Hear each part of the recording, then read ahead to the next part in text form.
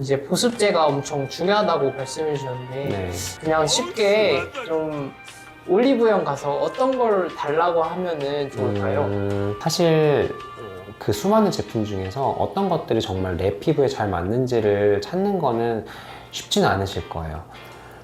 대표적으로는 보습제 혹은 피부가 정말 건조할 때 갈라져 있고 손상되어 있는 피부를 재생하기 위해서 라고 하는 이름이 붙어 있는 그런 류의 보습제들은 대개는 큰 문제가 일어나지 않을 거예요.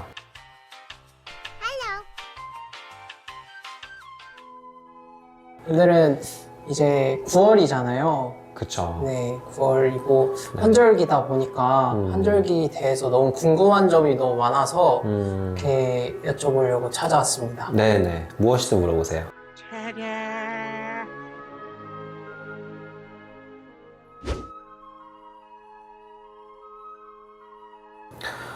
일반적으로 우리가 여름철을 지나면서 굉장히 피부도 사실은 많은 이제 자외선 그리고 뭐 땀, 열기 이런 것에 이제 노출이 되어 있어서 안 그래도 피부는 여름을 지나면서 많은 스트레스를 받게 돼요. 그런데 이제 계절이 확 변하죠. 특히 우리나라는 사계절이 굉장히 뚜렷하고 환절기가 매우 급격하게 진행되기 때문에 우리 가장 대표적으로 습도 변화 그런 것들이 굉장히 이제 피부에 영향을 많이 미치게 되고 따라서 이제 말씀하신 것처럼 트러블이 많이 올라온다든지 또는 좀 건조하다든지 아니면은 반대로 너무 좀 피지가 많이 늘어난다든지 아니면은 이제 뭐 가렵거나 붉어지거나 당기거나 이런 여러 가지 불편함들이 사실은 요즘에 굉장히 많이 호소하시는 분들이 많으세요.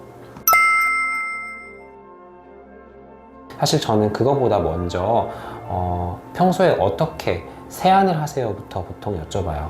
우리가 세안이라는 과정이 대개는 뭐 불필요한 노폐물이나 또는 뭐 각질이나 화장품 잔여물 같은 것들을 제거하기 위한 목적으로 반드시 필요한 거는 맞는데 대개는 그런 클렌징 과정에서부터 잘못되면서 피부가 망가지는 경우가 굉장히 많거든요.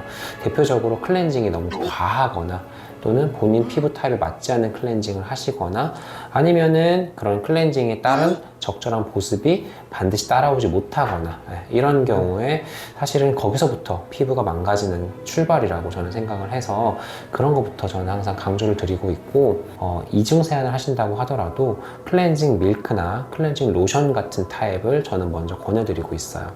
그래서 세수를 하고 나서 우리가 얼굴이 많이 당기는 느낌이 드시면 안 돼요.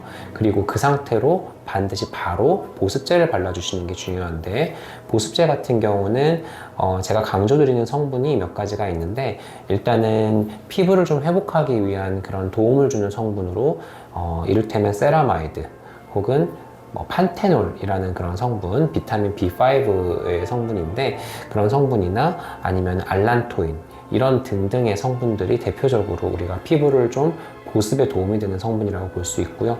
당연히 많이 알려져 있는 히알루론산과 같은 그런 성분이 포함되어 있는 제품들도 추천드릴 수 있어요. 이런 보습제들을 적정하게 우리가 세안 후에 반드시 발라주셔야 되고요.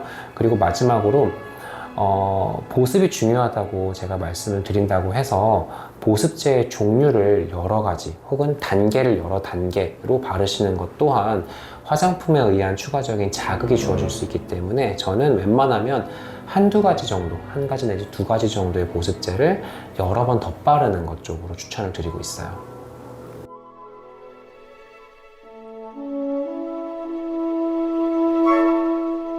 올리브영은 너무 많은 제품들도 많고 또 제품의 어떤 그 변화도 많은 걸로 알고 있어요. 제가 사실 저도 일종의 우리 환자분들과의 대화의 공감대를 찾기 위해서 주기적으로 올리브영을 가보거든요.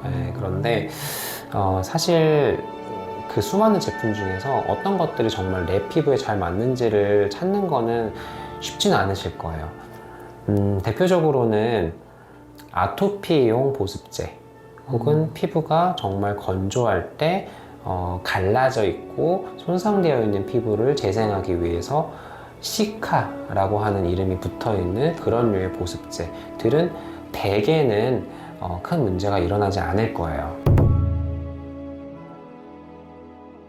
저는 일단 개인적으로는 씻는 시간을 줄이려고 노력을 하고 있고요. 그리고 특히 씻을 때 환절기 때 이제 물론 약간의 따뜻한 물로 씻고 싶을 때도 있지만 너무 더운 물로 오랫동안 씻는 거를 항상 피하려고 하고 있어요. 꼭 아까 말씀드린 것과 같은 그런 보습제를 조금 더 신경 써서 여러 번 덧바르고 있고요. 그리고 마지막으로 항상 피부 노화에 가장 중요한 역할을 하는 게 자외선이기 때문에 가을철에 자외선 햇빛도 굉장히 세거든요, 우리가. 그래서 선크림도 항상 잊지 않고 매일 바르고 있습니다.